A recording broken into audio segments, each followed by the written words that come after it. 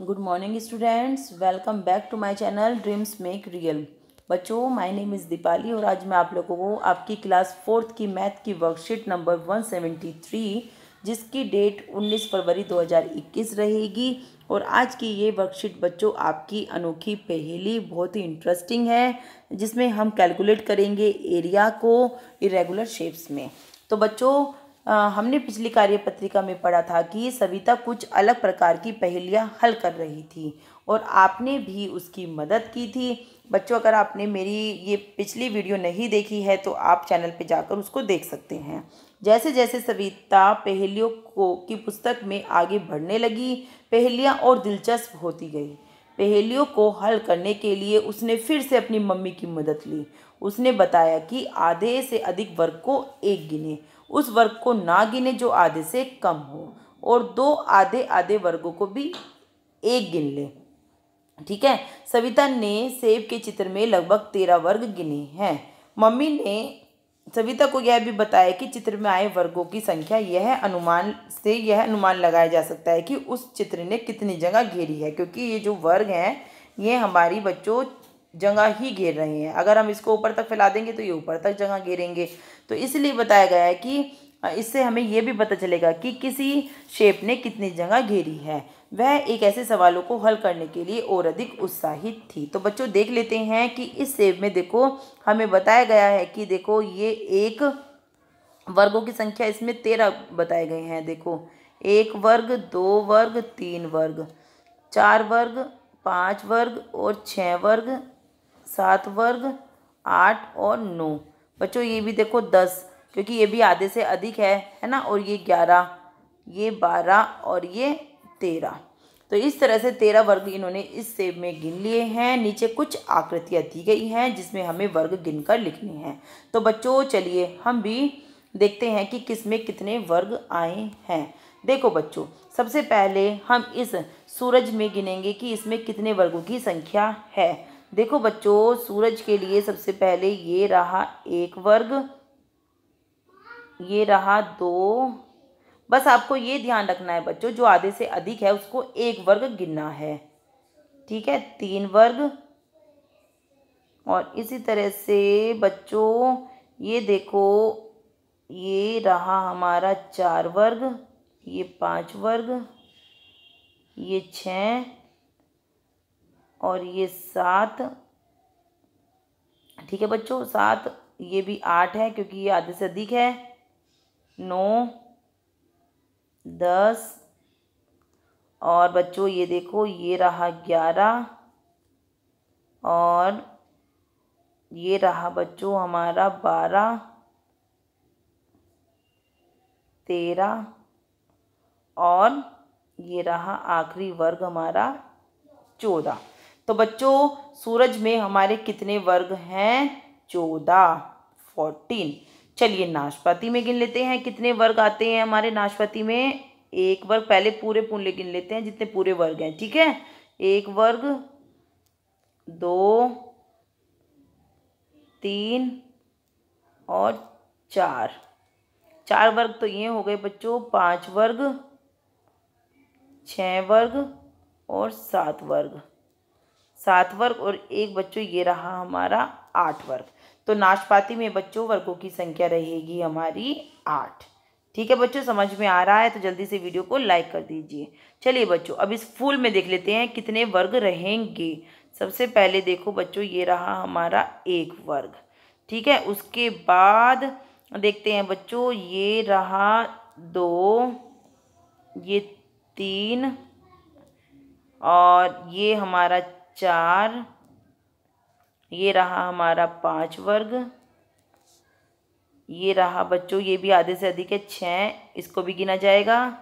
ये रहा 7 और बच्चों ये रहा 8, 9 और ये बच्चों आधे से कम है तो हम इसको नहीं गिनेंगे। ठीक है।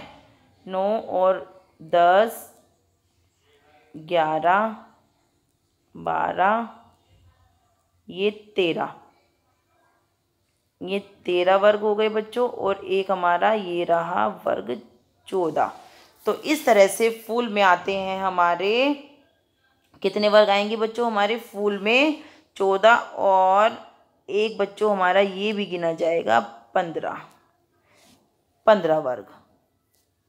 ठीक है बच्चों, तो हमने सूरज में 14 वर्ग गिन लिए हैं, नाशपाती में हमने पूरे पूरे 8 वर्ग गिन लिए हैं, और फूल में हमने 15 वर्ग गिन लिए हैं। जो आधे से अधिक था उसको भी हमने 1 माना है। चलिए अब हम इस बादल में देख लेते हैं कि कितने वर्ग काउंट होंगे। सबसे पहले हम पूरे वाले ही गिन लेते हैं। 1 2 3, उसके बाद 3 के बाद ये रहेगा हमारा 4 5 6 7 8, और ये रहा बच्चों हमारा 9। ठीक है, 9 के बाद देखो बच्चों हमारा वर्ग ये रहा 10 11 12 13 14, और ये 15 के बाद बच्चों ये रहा हमारा 16, ये 17 18 19, और ये 20, और ये बच्चों हमारा 21, और एक ये रहा हमारा आधा आधा है, ये रहा आधा और ये रहा आधा, तो इसको 22 गिन लेंगे हम, क्योंकि इन्होंने बताया है कि जो आधे आधे हैं उसको 1 मान लो। तो हमने नीचे के जो आधे आधे थे ये और ये, इसको 1 मान लिया है, जो हमारा 22 नंबर हो गया। तो इस तरह से बादल में हमारे 22 वर्ग हो जाते हैं। और पत्ते में देख लेते हैं बच्चों। चलिए पत्ते में हो रहते हैं हमारे 1 वर्ग 2 3, और ये रहा बच्चों हमारा 4, ये रहा 5 6 7, और बच्चों 1 वर्ग हमारा ये रहा 8। तो इस तरह से पत्ते में भी हमारे 8 वर्ग हो जाते हैं।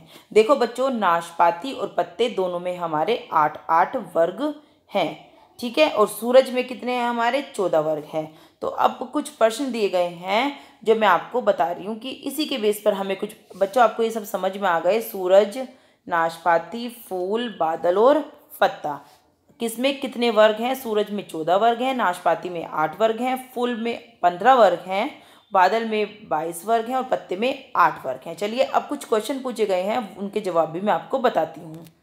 देखो बच्चों क्या बताया था मैंने? सूरज में हमारे 14 वर्ग थे, नाशपाती में 8 थे, सूरज में फूल में हमारे 15 वर्ग थे, बादल में हमारे 22 थे, और पत्ते में हमारे 8 वर्ग थे। तो पूछा गया है सबसे नंबर 1, कौन से चित्र ने सबसे अधिक जगह घेरी है? जो सबसे ज़्यादा वर्गों वाला होगा यानी कि बादल। देखो बादल ने 22 वर्ग हैं, तो बादल ने हमारी सबसे ज़्यादा जगह घेरी है।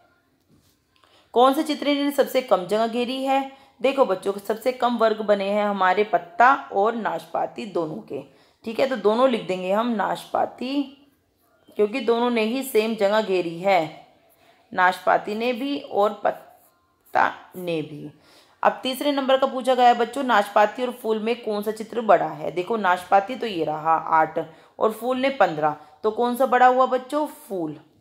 जिसने ज़्यादा जगह घेरी है वो ज़्यादा बड़ा हो गया, तो फूल ज़्यादा बड़ा है क्योंकि इसमें 15 वर्ग हैं। तो अभिभावकों के लिए सुझाव रहेगा कि बच्चों को कॉपी में एक वर्ग ग्रिड बनाकर उस पर विभिन्न प्रकार की पत्तियां करने को कहें। बच्चों से पूछें कि किस पत्ती ने ज़्यादा जगह घेरी है। आप भी अपने बच्चों को एक ग्रिड बना कर दें और उस पर कहें कि वो पत्तियां बनाएं और किस पत्ती ने सबसे ज़्यादा जगह घेरी है, किस पत्ती ने सबसे ज़्यादा वर्ग बनाए हैं। इससे आपके बच्चों की प्रैक्टिस भी होगी और उनकी एग्ज़ाम के पॉइंट ऑफ व्यू से भी तैयारी अच्छी हो जाएगी। क्रियाकलाप के लिए पेड़ पौधों से पत्तियां ना तोड़ें, नीचे गिरी हुई पत्तियों का ही इस्तेमाल आपको करना है, क्योंकि आपको फूल, पौधे और पत्तियों को नहीं तोड़ना चाहिए। तो इस तरह से आज की आपकी वीडियो कंप्लीट होती है। वीडियो को लाइक और चैनल को सब्सक्राइब जरूर करना। थैंक यू बच्चों।